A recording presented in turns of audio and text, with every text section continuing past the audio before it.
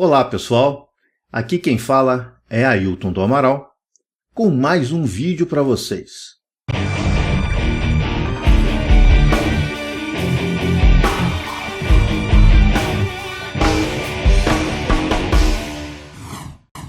Hoje, atendendo também a alguns pedidos, eu vou falar sobre uma prelazia da Igreja Católica. Okay? Mas antes de falar sobre o assunto principal do nosso vídeo, eu gostaria de deixar alguns avisos para vocês, algumas coisas que ficaram não muito bem esclarecidas no último vídeo. Está aqui o endereço do meu último vídeo para vocês darem uma olhada lá sobre os assuntos que eu falei, ok? Bom, no meu último vídeo eu tinha falado que estava com interesse de promover um curso de cabala, né, e que se vocês estivessem interessados, vocês enviassem um e-mail para mim.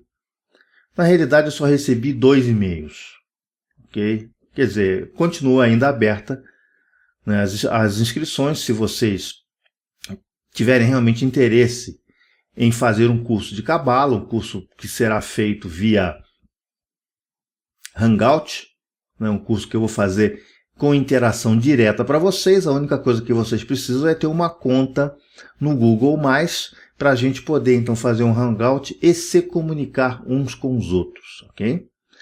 E continua de pé todas as terças-feiras, a partir do dia 5 de março, às 21 horas, eu estarei ao vivo. Para quê? Para responder perguntas, tirar dúvidas. Eu, a princípio, ficarei só meia hora, depois, se aumentar o número de interessados, eu ficarei mais tempo, ok? Então, a partir da terça-feira, dia 5 de março de 2013, eu estarei às 21 horas, eu estarei ao vivo para tirar dúvidas.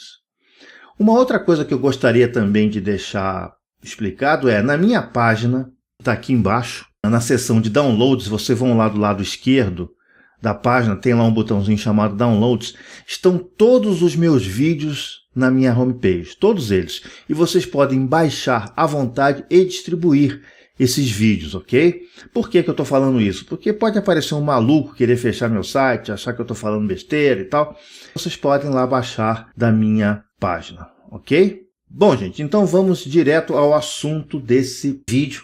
Nós vamos falar em uma prelazia da Igreja Católica, que foi aí vítima de muita má interpretação. O livro do Dan Brown chegou até a falar alguma coisa, que muita coisa não é verdade, muita coisa é, ok? Nós vamos falar sobre a Opus Dei.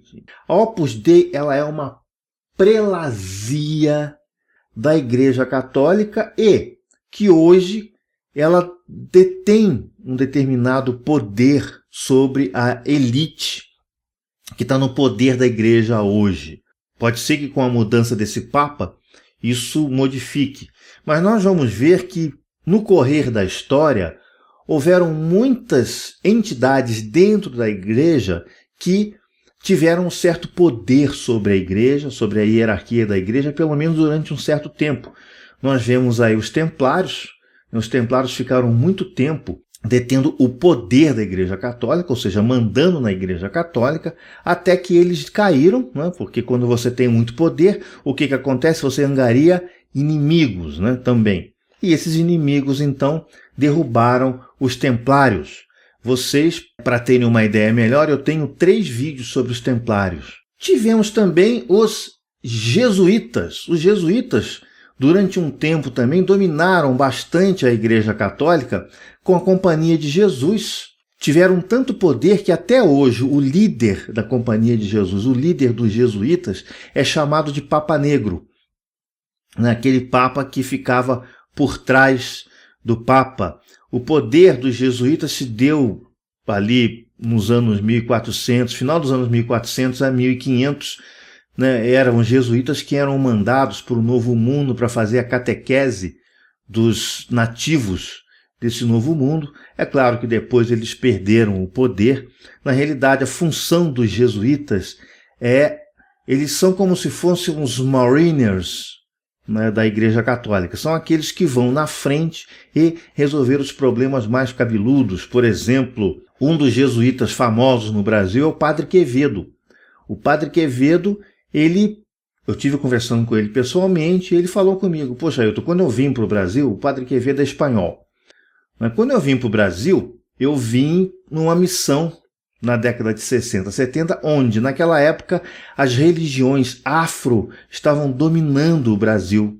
Realmente, quem viveu muito na década de 60, 70, nós podemos dizer que 90% da população brasileira, de uma forma ou de outra, frequentava religiões afro, umbanda. Foi um boom, assim, das religiões afro. Eu vivi muito isso. Todo mundo frequentava centro, todo mundo tinha um santo, todo mundo recebia santo. Foi uma época assim de muita predomínio das religiões afro, principalmente a Umbanda no Brasil, que fazia o sincretismo no Brasil. Então ele veio com a equipe de jesuítas para tentar acabar com isso, para tentar fazer que a hegemonia com a Igreja Católica tivesse voltado, né? E hoje, a partir da década de 80, realmente as religiões afro diminuíram e as religiões neopentecostais, hoje, que são a grande ameaça aí de fiéis para a Igreja Católica, mas a Igreja Católica hoje já não está mais utilizando os jesuítas, estão utilizando uma outra forma. Eles estão utilizando aquela máxima que eu digo: se você não puder ir contra os inimigos, faça como eles fazem, né? Então, aí nós temos os carismáticos da Igreja Católica que estão utilizando a mesma estratégia que os neopentecostais estão fazendo. E os neopentecostais, eles têm ainda um grande inimigo, que são as religiões afro, e estão utilizando uma forma de trazer esse pessoal crente em religião afro, né? O espiritismo kardecista, por exemplo, também está tendo uma estratégia parecida com as religiões neopentecostais. Vocês chegam em uma casa espírita, a Bíblia é aberta, falam muito de Jesus, e a gente sabe que não é bem a doutrina de Kardec. Kardec falou para utilizar Jesus como um exemplo, mas não ser totalmente, né, utilizando Jesus na sua doutrina. Então hoje existe uma grande luta aí entre as religiões predominantes do Brasil, que são as neopentecostais, e atrás nós temos aí o espiritismo kardecista, que vem com um número crescente de devotos, e depois nós temos a Igreja Católica. Então todas essas três religiões estão praticamente utilizando estratégias iguais, né? Os próprios neopentecostais estão utilizando aquela coisa de tirar o demônio. O que é? É tirar o espírito ruim do crente. O católico ainda não está utilizando, não está entrando dentro dessa estratégia, porque esse tipo de estratégia para a Igreja Católica, ele obriga a Igreja Católica a mudar muito os ritos. Se vocês não sabem o que são ritos e rituais, vejam o meu vídeo anterior sobre ritos e rituais. Durante o tempo da Inquisição, quem praticamente fazia a Inquisição acontecer eram os dominicanos. Os dominicanos, eles eram os gestores da Inquisição dentro da Igreja Católica. Tivemos também depois uma época dos Cavaleiros de Colombo. Os Cavaleiros de Colombo, eles eram ao mesmo tempo uma prelazia e uma sociedade secreta. Qual era uma das funções dos Cavaleiros de Colombo? Era acabar com a maçonaria. Existem muitos autores que estudam essa sociedade secreta, que diz que a intenção dos Cavaleiros de Colombo era acabar com a maçonaria. Hoje não existe muito isso, porque a maçonaria já não detém mais o poder que detinha antigamente, e a mesma coisa para os Cavaleiros de Colombo. Eles estão praticamente quase que inativos, ok? Mas os Cavaleiros de Colombo, eles eram ao mesmo tempo uma sociedade, né, iniciática, uma ordem iniciática, e eram ao mesmo tempo uma prelazia da Igreja Católica. Nós tivemos também os franciscanos. Os franciscanos tiveram bastante tempo predominando o poder na Igreja Católica. Tanto é que a expressão eminência parda vem do hábito que os franciscanos usam, da batina dos franciscanos, que é aquela batina parda. O que é a eminência parda? É aquela eminência, aquela pessoa que manda, mas não aparece, né? Isso é muito também dos franciscanos, que os franciscanos, embora eles tenham utilizado a doutrina de Francisco de Assis, fazer votos de pobreza, eles ficaram um tempo muito poderosos. E se vocês forem em Israel hoje, vocês vão ver que os representantes da Igreja Católica Romana em Jerusalém são os franciscanos. Você sabe que em Jerusalém tem todos os ritos da Igreja Católica. Você tem a ortodoxa, você tem a Igreja copta, você tem a ortodoxa russa, a ortodoxa grega, você tem a Igreja armênia. Todas essas igrejas, todos esses ritos da Igreja não obedecem ao Papa, mas o único rito que obedece ao Papa é o rito da Igreja Católica Romana, que lá na Terra Santa, em Jerusalém, em Israel, são representados pelos franciscanos.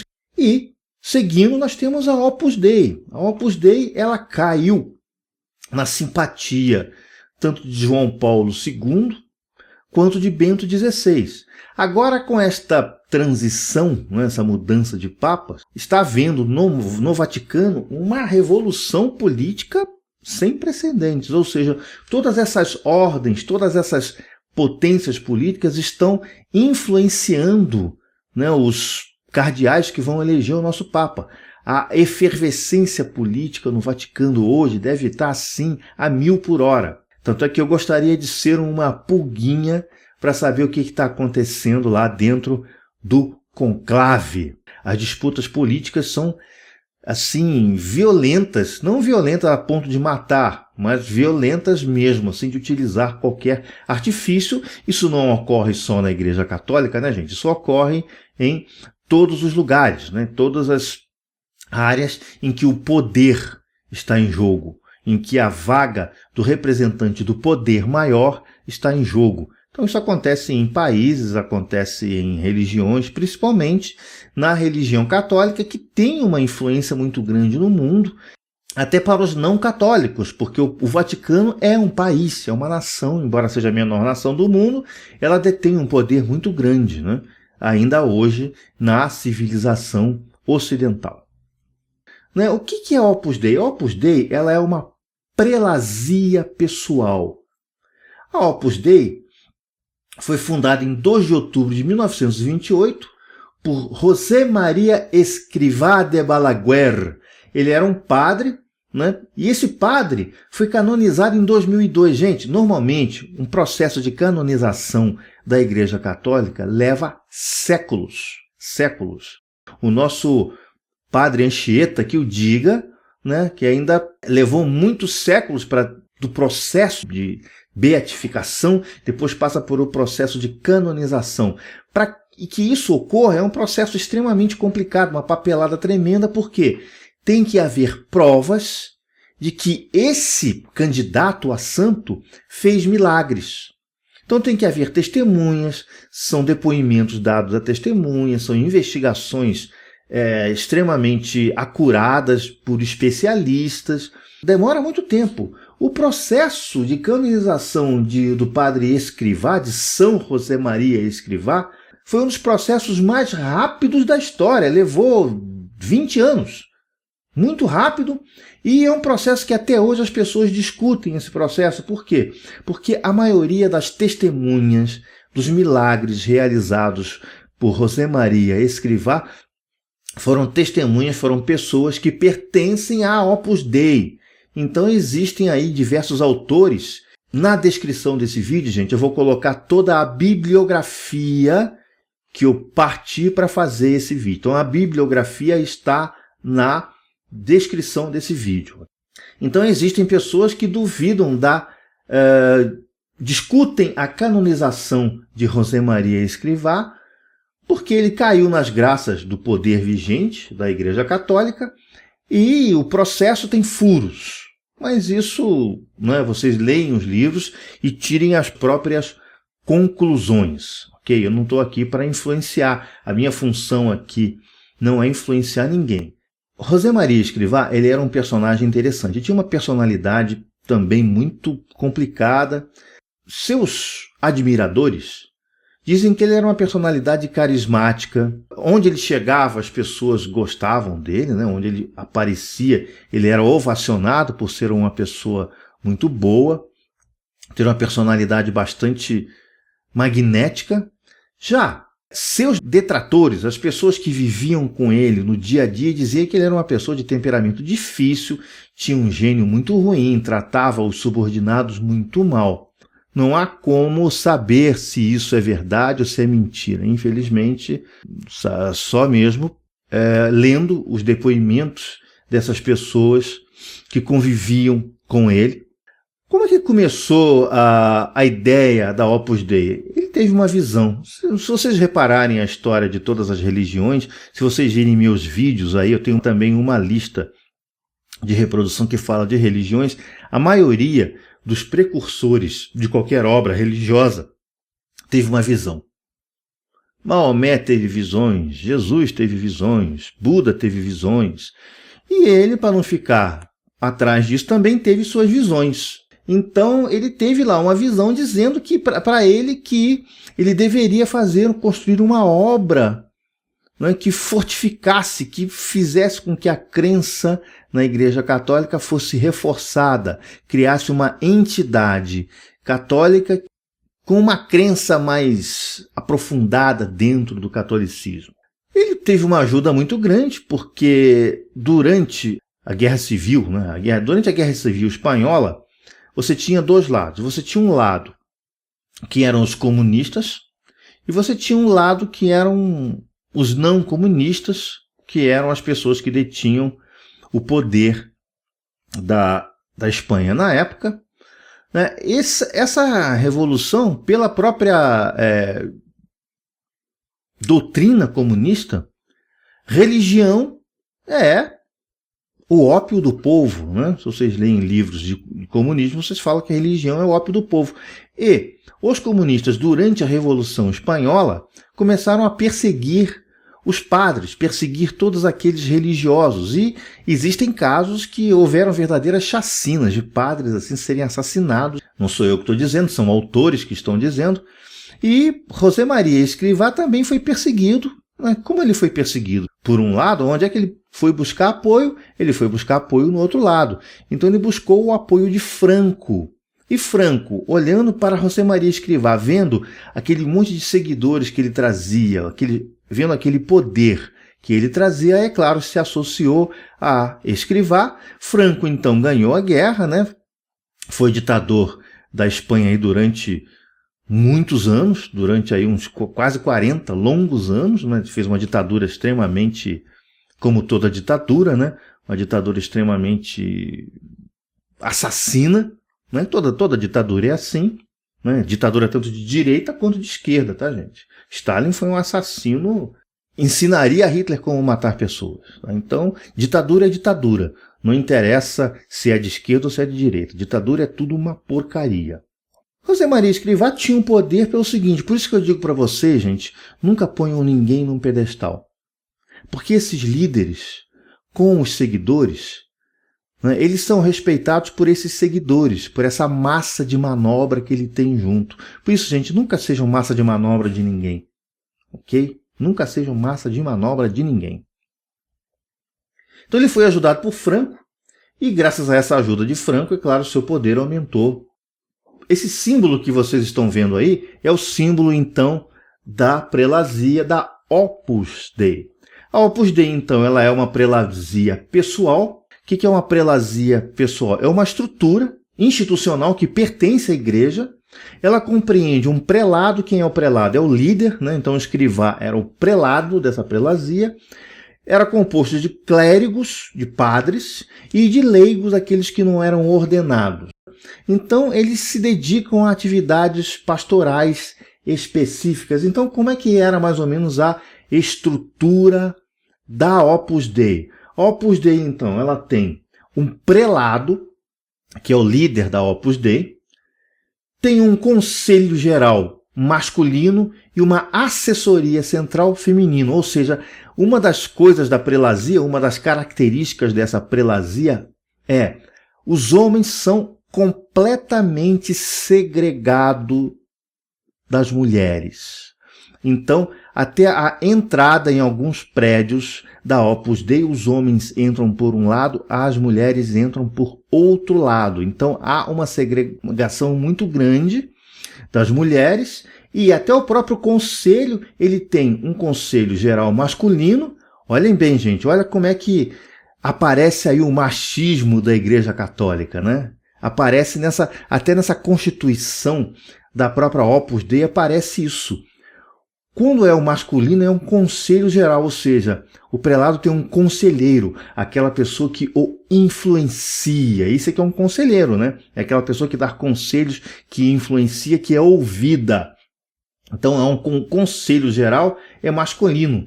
E há uma assessoria. O que é uma assessoria? Assessoria é aquela coisa, aquele papel auxiliar, né? São as pessoas que obedecem ordens, são as pessoas que ajudam. Então, a assessoria, ela é feminina. Então, aí você já vê que a Opus Dei, ela dá à mulher um papel diferente do papel do homem. E existem depoimentos dos livros que eu li, da bibliografia que está aqui na descrição do vídeo, que o papel para a Opus Dei e para talvez a Igreja Católica, o papel da mulher é diferente do papel do homem. O homem tem que ser o líder da família, ele tem que buscar o sustento da família, enquanto a mulher exerce tarefas domésticas. Então, há realmente um posicionamento claro da Opus Dei do papel da mulher. Então, a Opus Dei, em 2005, que é a última estatística que eu não tenho uma estatística mais nova, procurei e não achei, mas em 2005 ela tinha aproximadamente, gente, 85 mil membros distribuídos aí pelo mundo inteiro. A maioria dos fiéis da Opus Dei é composta de membros supernumerários, né, ou supranumerários. São homens e mulheres casados que obedecem toda a doutrina católica. Ou seja, qual é a função desses supranumerários? A função deles é clara, gente. Se vocês veem, vocês olhem isso. São reprodutores, criar novos membros para a Opus Dei. Como nós sabemos, a Igreja Católica não permite o uso de contraceptivos. Então você vê aí nos livros depoimentos de famílias muito grandes, famílias de 9, 10 filhos. Uma coisa, para os dias de hoje, eu acho um crime isso, porque o mundo está muito cheio de gente, o mundo não vai aguentar se encher, se for mais populado. O mundo não vai aguentar uma população daqui a 50 anos. Não vai haver mais recursos para sustentar o ser humano na face da Terra, porque o ser humano ele tem a característica de ser predador, é da raça. Então, quanto mais seres humanos, menos recursos o planeta vai ter para sustentar. O mundo está do jeito que está, porque tem muita gente vivendo. E quando existe muita gente, o senso de competitividade do ser humano é acelerado.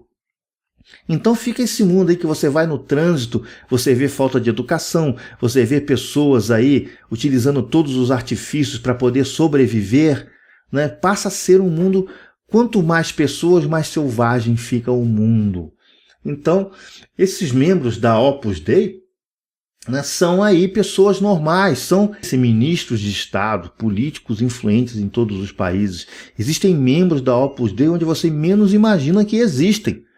E os demais membros, que aí já é uma minoria, são homens e mulheres que se comprometem a viver em celibato. Esses membros, eles trabalham fora, né, têm uma vida externa normal, moram na Opus Dei e dedicam a 90% do seu salário para a Opus Dei. São aqueles membros que administram a Opus Dei, são os membros que ficam dentro da classe de poder da Opus Dei, são esses celibatários. Por que o celibato? Porque o celibato faz com que você fique mais centrado, né? O seu valor seja mais centrado. Então os celibatários ficam mais centrados para exercer a sua fé e administrar então a prelazia da Opus Dei. Então os cooperadores da Opus Dei Eles não pertencem à prelazia, mas colaboram com ela de alguma forma. Esses cooperadores, gente, eles não precisam nem ser católicos.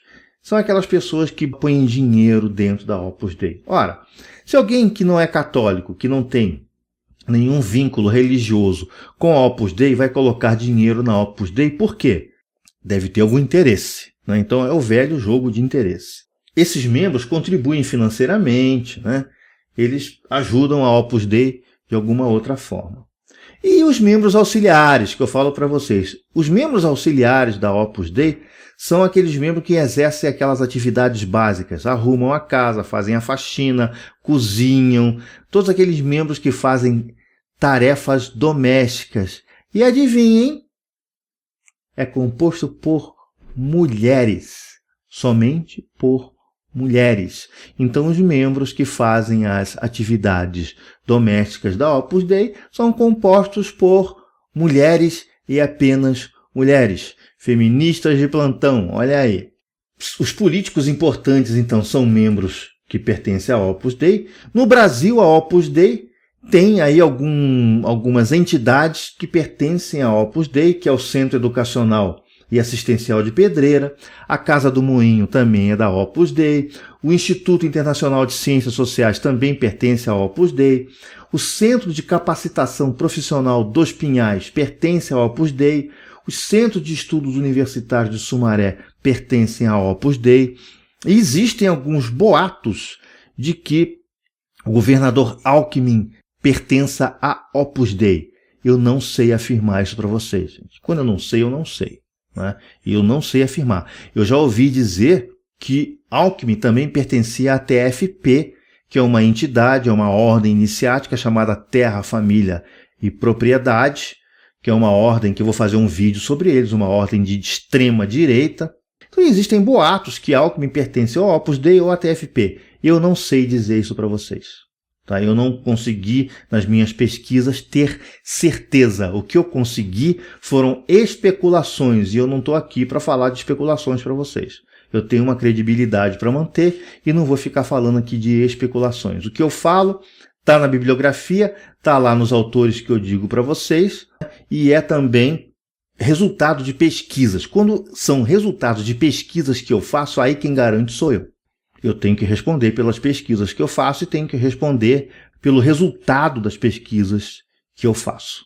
Hoje, o prelado, a autoridade maior da Opus Dei, chama-se Dom Álvaro del Portillo, e ele era assessor do escrivá, e ele foi o primeiro sucessor do escrivá. Esse prédio que vocês estão vendo aqui é um prédio da Opus Dei em Nova York, que inclusive Dan Brown cita no seu livro. É um prédio que o valor estimado desse prédio é 40 milhões de dólares. A Opus Dei tem muito dinheiro, gente. Tem muito dinheiro. Inclusive eu vi num documentário uma especulação, tá, gente? Especulação de que o patrimônio da Opus Dei é maior que o da General Motors. Existem provas, né? Eu vi inclusive documentários de que alguns dos membros, se não a maioria dos membros da Opus Dei, usam o silício. O que é o silício? O silício é uma espécie de uma corrente de metal com pontas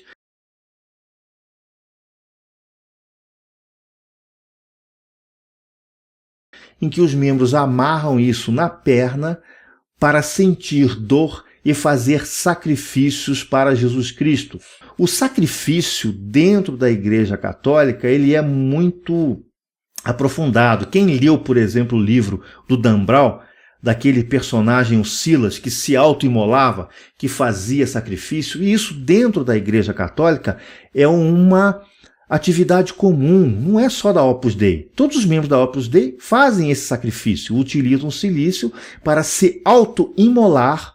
Por quê? Para chegar perto da santidade de Jesus Cristo. Afinal de contas, o catolicismo adora o quê? Adora um símbolo, um instrumento de tortura.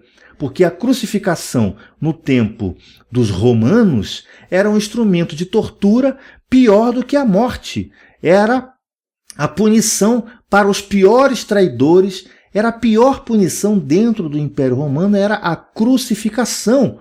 A sentença de morte ela era uma punição que era um patamar menor que a crucificação. A crucificação era a pena máxima. Ou seja, o cara morria, mas demorava a morrer e morria em sofrimentos atrozes. Então, uma religião que cultua uma pessoa sendo torturada, né, que cultua um instrumento de tortura, é muito difícil que essa religião não transmita isso para os seus fiéis. Então, os membros da Opus Dei utilizam o silício como autotortura, como autoimolação, que também é uma espécie de purificação. A gente não tem isso só na Igreja Católica não, tá, gente? A gente tem também no islamismo, que existe aquele ato também de autoimolação, em que os membros fiéis também utilizam esse tipo de autoimolação como penitência ou como uma forma também de se santificar. Então a autoimolação, ela não é uma exclusividade da Igreja Católica.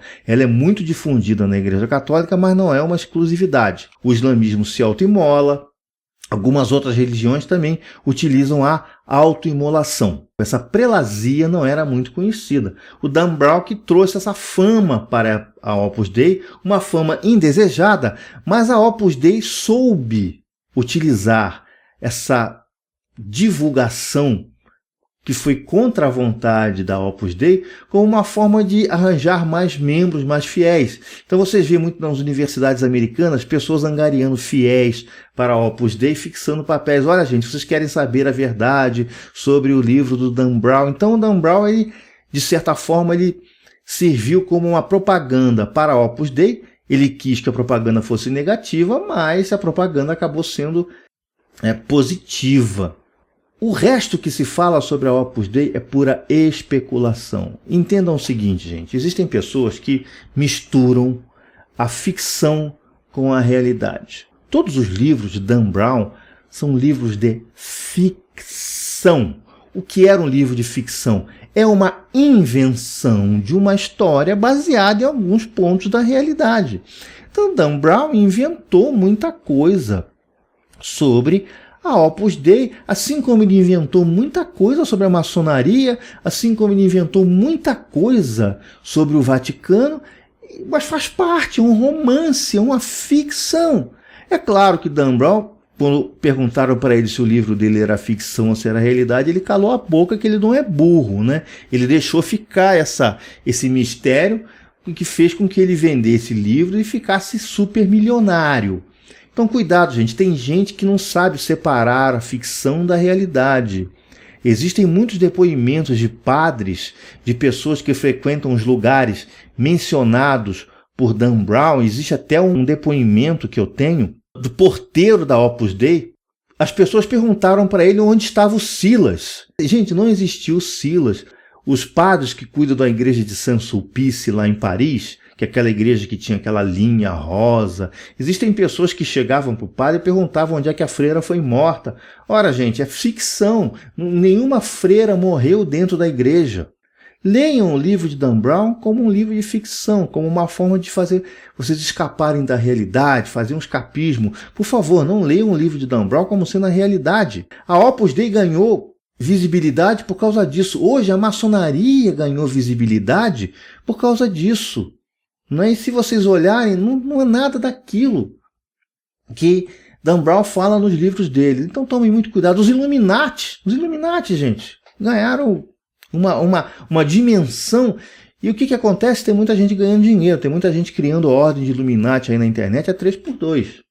Ok? Então tomem cuidado com realidade e com ficção. Ok, gente? Eu vou terminar por aqui então o meu vídeo. Vou reforçar que todas as terças-feiras, às 9 horas da noite, eu estou ao vivo para tirar dúvidas de vocês. Eu não vou tirar mais dúvidas em vídeo.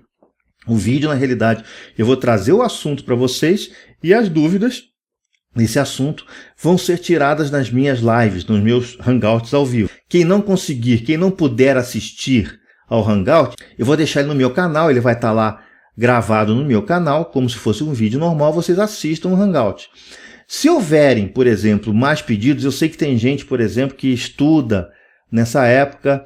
Se vocês acharem que terça-feira é um dia muito complicado, por favor, sugiram outro dia. Para mim não tem problema, ok? Sugiram outro dia que não seja durante o horário de trabalho, gente, que eu também trabalho, eu tenho que sobreviver, eu tenho que comer. Eu vou continuar ainda aberto a receber e-mails sobre o curso, tá, gente? Pessoas interessadas, eu só recebi 2 e-mails até agora. Com 2 e-mails, eu posso até fazer o curso para essas 2 pessoas. Inclusive, curso com pouca gente é até bom, né? Se essas pessoas estiverem interessadas, que me mandaram um e-mail, estiverem interessadas em fazer o curso só 2 pessoas, para mim também vai ficar bom, ok? Não é que o curso tenha muitas pessoas que vai ficar bom. Eu só quero saber quais são os interessados realmente, para quando chegar no meio do curso, uma pessoa fala assim, eu esqueci, eu estou interessado. Não, eu tenho que começar e terminar. Eu não posso colocar ninguém no meio do curso, porque principalmente Cabala é uma sequência. Tá? É uma sequência e que vai depender muito do esforço de vocês, né? Porque precisa realmente de um pouquinho de dedicação. Nós vamos fazer meditações, vai ser um negócio um pouco que vai demandar muita dedicação de vocês. Tanto é que eu tenho que me preparar bem para fazer esse curso. Ok? Bom, então é isso, gente.